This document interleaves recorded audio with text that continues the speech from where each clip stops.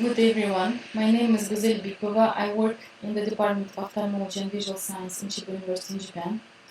And today I would like to thank you for the opportunity to present in this conference. I would like to greet all the participants and I wish you good luck, and I hope the information that you get here will be useful for you for your clinical practice and in general. So today we will talk about the integrative approach to the dry eye disease treatment. And as you know that the dry eye disease is the chronic multifactorial condition of the ocular surface, which is characterized by the failure of the producing the sufficient amount of the tear. This condition can be categorized as the dry eye with a reduced tear production or dry eye with an increased evaporation. So the prevalence range from 5 to 50% and can be as high as 75% among the adults over 40 years old, and women are mostly affected.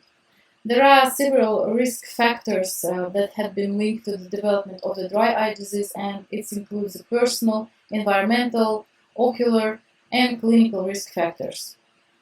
Women are more likely to experience the dry eye disease with increased prevalence after the menopause, and use of estrogen alone with the progestin can worsen symptoms, and androgen treatment usually improves the symptoms of the dry eye disease. So altered immunity is a significant factor for the development of the dry eye disease. It's recognized, in fact, as localized autoimmune condition, which is driven by the dysregulated autoimmunoregulatory and inflammatory pathways of the ocular surface. In addition to the localized autoimmunity, it has been recognized that systematically delivered antibiotics can worsen the ocular surface inflammation.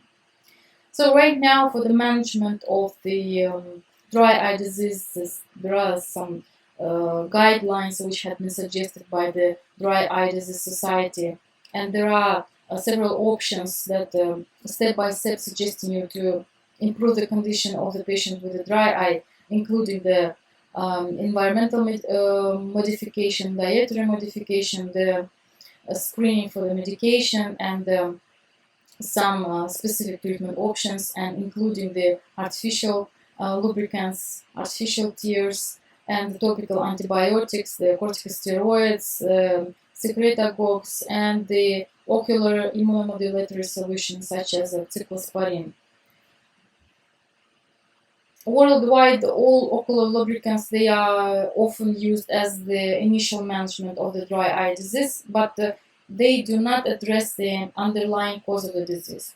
And that's why more spread for the treatment of the dry eye disease, the cyclosporine had been found. And on the slide, you can see the different types of the cyclosporine, which is available right now in the market in the different countries. So in general, those drugs, they either reduce the ocular surface inflammation or trying to stabilize the tear film.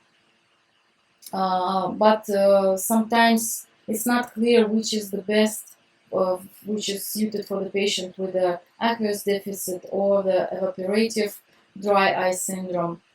And moreover, the recent review by the Holland provided us with a systematical analysis of the topical ophthalmic medication for the treatment of dry eye that have been available in the market for over 20 years. And they analyzed over 100 studies, and they found out that there is a, in fact, lack of the evidence that there is a relief of the signs and symptoms by using this medication. And they use to analyze different products and anti-inflammatory mucin and tear secretagogues and other products. So if we have brief look of the tear film, we need to say that the corneal surface provide a barrier that protects the orbital structure from the different factors such as ultraviolet light exposure and infection and the different harmful substances. So the human tears, which is comprised from the water, proteins, electrolytes, lipids, the main function of it is to keep the ocular surface moist and to protect the cornea from the trauma and infection. So we know that there is three main layers of the tear film. This is a mucin layer, aqueous layer, lipid layer, and those layers, they are unrelated to the corneal and conjunctival epithelia, but the complex interaction of the tear components within the tear layer and with epithelial microville and glycocalyx structure.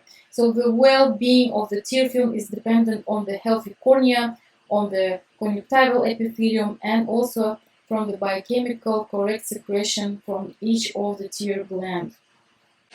So dysfunction of any layer can lead to the hyperosmolarity, so the less water in the tears, decreased aqueous production. So just have a look at how rich is the tear composition of the aqueous layer. It contains over 60 types of the proteins, electrolytes, different enzymes, immunoglobulins, some vitamins.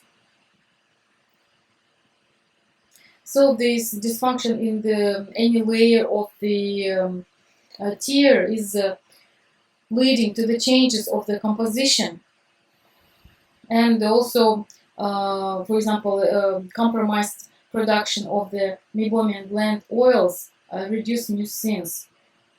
So tear film production is also pretty complex, and several reflex with the sensory stimulation which occurs on the conjunctiva and the cornea, they are starting the cycle for the tear film production.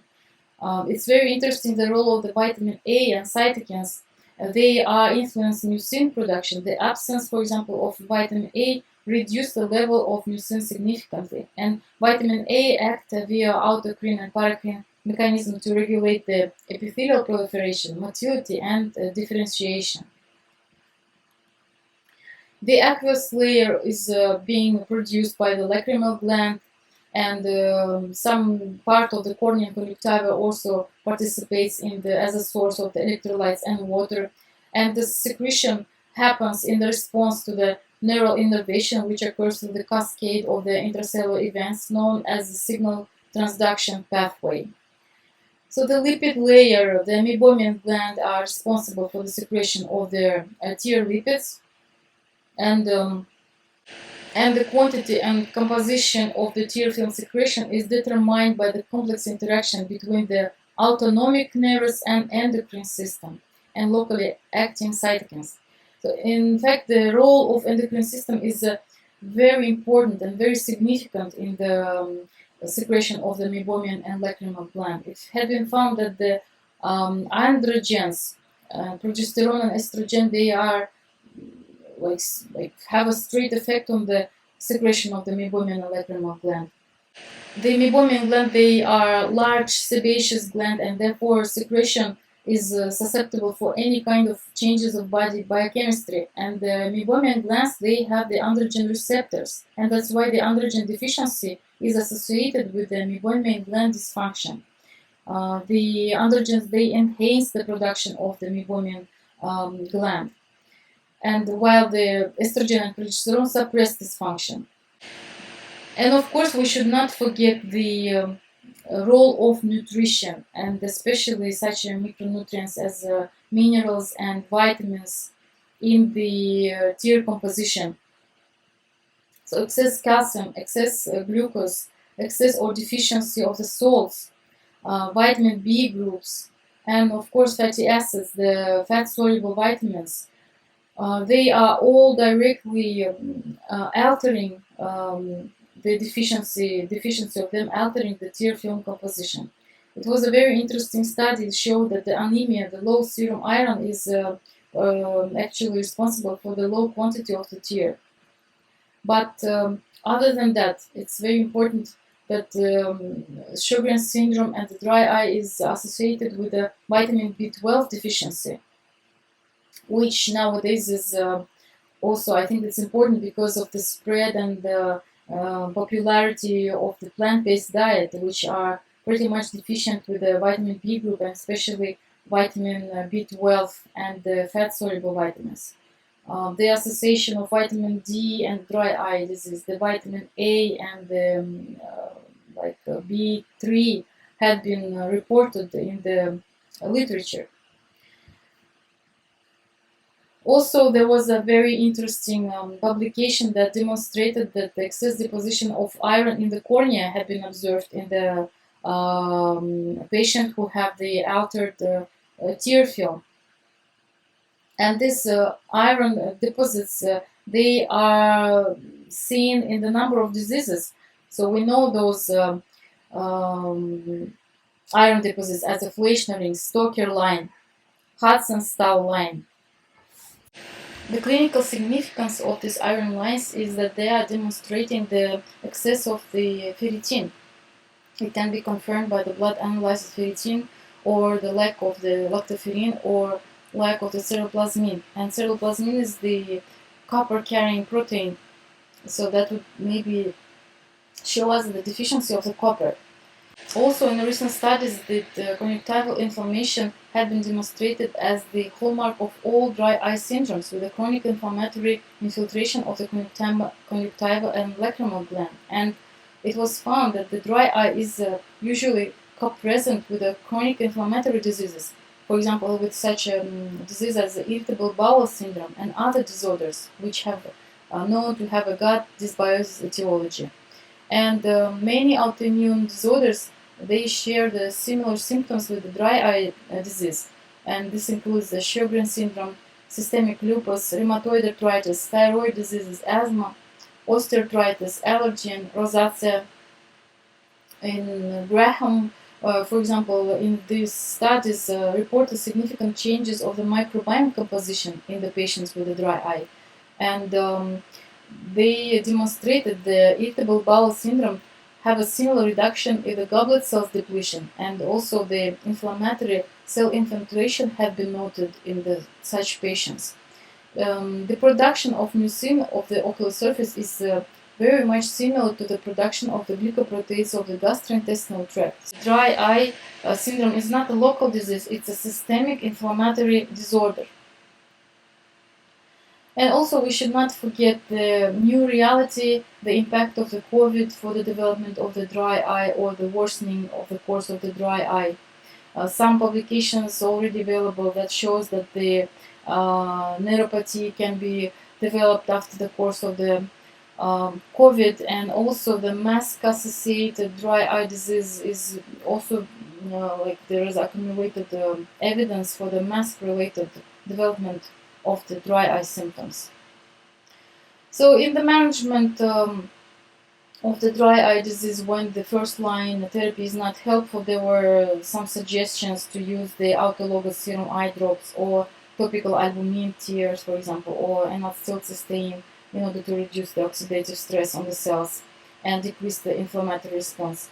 Also, there is a report for the use of the transdermal testosterone cream that had been applied to the eyelids, and topical androgens, they were effective in the treatment of the Sjogren syndrome, especially in the patients with the deficiency of androgens. There are some reports of the use of the combination of the prebiotics, probiotics, and minerals, vitamins, vitamin B group, especially zinc.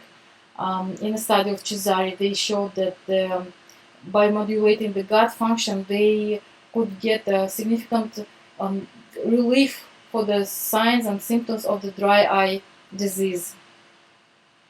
The Kawashima also used the fish oil, lactoferrin, vitamin C, E, lutein, zinc, and the gamma-aminobutanoic acid, and also Enterococcus faecum, and they showed a very significant improvement of the clinical symptoms in the patient with a dry eye. The key in their study, they used the combination of different bacteria, probiotic bacteria, and through the attenuation of the autoreactive T cells, they got also significant improvement of the reducing dry eye symptoms. So in conclusion, I would like to say that the dry eye disease right now should be considered as a disease of the chronic inflammatory disorder, the systemic inflammatory disorder. That's why the not only topical medication but the lifestyle changes should be considered in order to reduce the inflammation. And that's why the holistic or personalized approach should give us the way for the new generation of the clinical studies to provide the more effective solutions for the management of the dry eye syndrome. Thank you very much for your kind attention. I hope you will find this presentation helpful and interesting.